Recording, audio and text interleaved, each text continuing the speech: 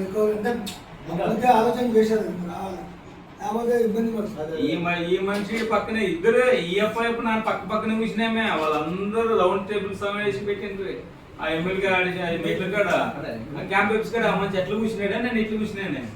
ఈ మంచి చైర్లో పెట్టాను అని చెప్పి ఇంక ఈ మంచి ఎట్లా కూర్చున్నాడు ఎట్లా కూర్చున్నాడే. నన్ను ఇంకా మాట్లాడుతూ పక్కనే ఉండే, ఇంకా పక్కనే ఉంటే ఇంకా నేను హాస్పిటల్ పోతానని చెప్పి నన్ను వచ్చి ఇస్తున్నాను. ఇంతవరకు కూడా ఏమీ కాలేదు. రాత్రి చూసి అన్ని టెస్టులు గీస్టులు అన్నీ చేస్తుంది.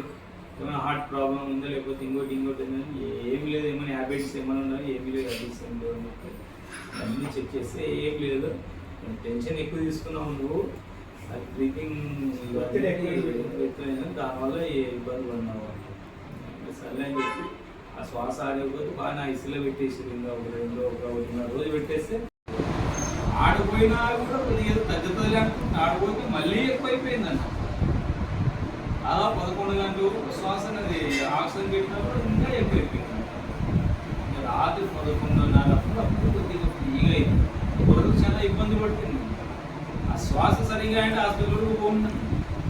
ఆ శ్వాస సరిగా ఆలేకుందంటే ఇంకా సరికి ఇంకా ఒకసారి తిన్నామంటే 5 నిమిషాల లోపలికి వస్తుంది. రండి